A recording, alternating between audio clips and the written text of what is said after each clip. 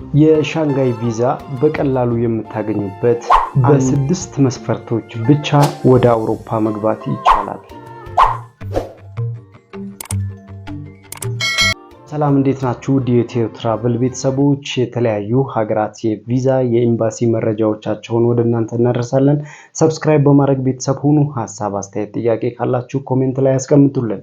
የሻንጋይ ሀገራት የቪዛ መረጃዎቻቸውንና እንዲሁም ማሟላት ያለባችሁ መስፈርቶችን በዝርዝር እናያለን። የስዊዘርላንድን የጉብኝት ቪዛ ምን መስፈርቶች አሉት? እነዚህን ዋና የሚባሉ 6 መስፈርቶችን እናያለን። አስፈላጊ ዶክመንቶቻቸው ምን ናቸው? በዝርዝር እናያለን። ከናንተ የሚያስፈልገው ሁልጊዜ እንደምንላችሁ ሰብስክራይብ አድርጉ፣ ላይክ አድርጉ፣ ሼር አድርጉ። ጥያቄዎች ካላችሁ ኮሜንት ላይ አስቀምጡልኝ፣ አየዋለሁ። ለእናንተ ጥያቄዎችም መልሶችን እንሰጣለን። ዛሬ የምናየው የስዊዘርላንድን የቪዛ ሂደት ምን መስፈርቶች አሉት። በአውሮፓዊቷ የሻንጋይ ቪዛ አባል የሆነችው ስዊዘርላንድ በኢትዮጵያ አዲስ አበባ ሜክሲኮ አካባቢ የሚገኘው ኤምባሲያቸውም ይህንን አገልግሎት እንዴት እያስተናገዱት ይገኛሉ። ከናንተ የሚያስፈልጉ ዶክመንቶችን እንዴት ማደራጀት ይኖርባቸዋል ዲቴል እናያለን። አብራችሁን ቆዩ። አውሮፓዊቷ ሀገር ስዊዘርላንድ በርካታ የቪዛ ህጎች እንዳሏቸው ሀገራት አይደለችም። አብዛኛውን ጊዜም የቪዛ ሂደታቸው እጅግ በጣም ውስብስብም አይደለም። ከሌሎች ሀገራት በእርግጥም ለየት የሚያደርጋቸው በኢንተርቪው ሰዓት ከሚጠይቋቸው ዶክመንቶች መካከል 6 ስዊዘርላንድ አንድ ሰው እንግዲህ የስዊዘርላንድ የ3 ወር ቪዛን ለአፕላይ ለማድረግ ከሚያስፈልጋችሁ መስፈርቶች መካከል በዋነኝነት ያስቀመጡትን እናያለን። የመጀመሪያው ነገር የጉዞ እቅድ ሊኖራችሁ ይገባል። ለምን ወደ ስዊዘርላንድ እንደምትሄዱና ስዊዘርላንድ በምትቆዩበት ጊዜም አኮሞዴሽናችሁን ማን እንደሚሸፍን የሚገልጽ ስለ ጉዟችሁ እቅድ ይጠይቋችኋል ማለት ነው።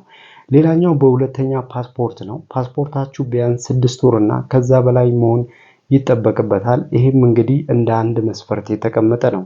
በሶስተኛ ደረጃ የጉዞ ዋስትና ያስፈልጋል።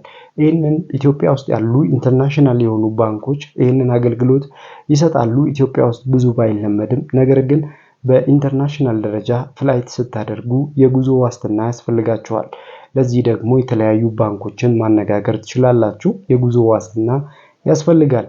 በአራተኛ የባንክ ስቴትመንት ነው የሚያስፈልጋችሁ። ምናልባት ከጉዞ ዋስትናችሁ ጋር አብራችሁ ማያያዝ ትችላላችሁ።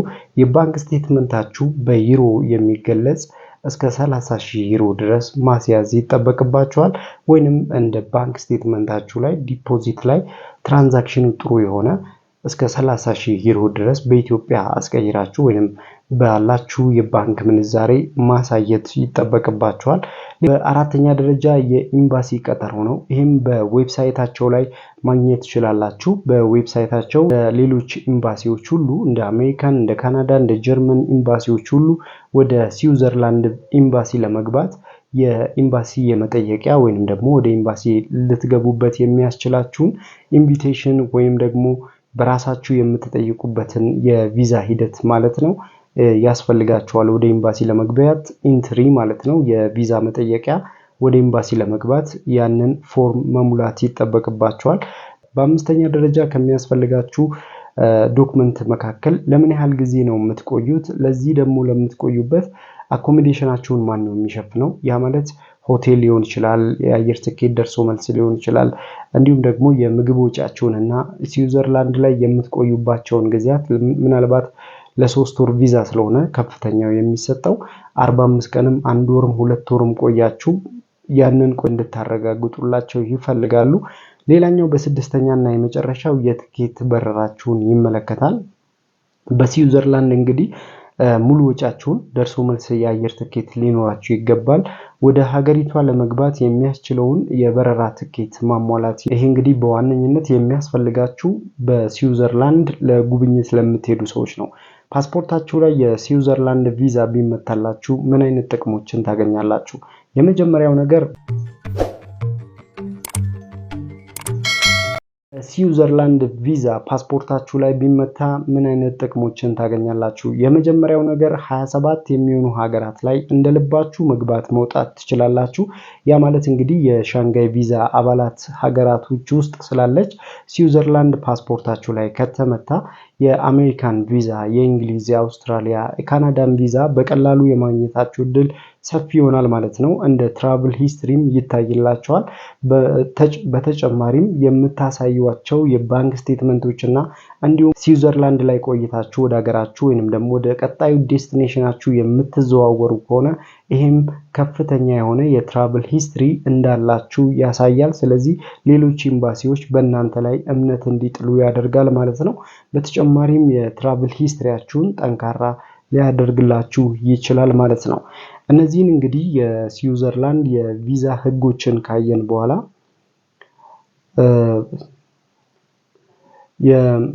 ወደ ስዊዘርላንድ እንግዲህ ለመግባት የሚያስፈልጋችሁ ዋና ዋና የሚባሉ 4 ነገሮችን እናያለን። አንደኛው የስዊዘርላንድ ለመግባት የሻንጋይ ቪዛ የሌላ ሀገርም ምናልባት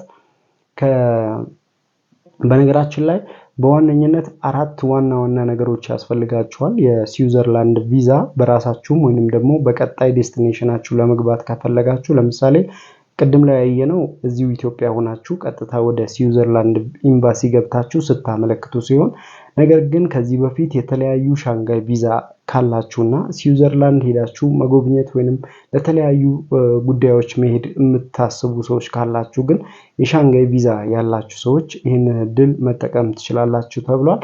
ከሚያስፈልጋችሁ መስፈርቶች መካከል ፓስፖርት ያስፈልጋችኋል እንደሚታወቀው፣ እንዲሁም ባንክ ስቴትመንት፣ ትራቭል ሂስትሪ፣ ፕላን ያስፈልጋችኋል ማለት ነው።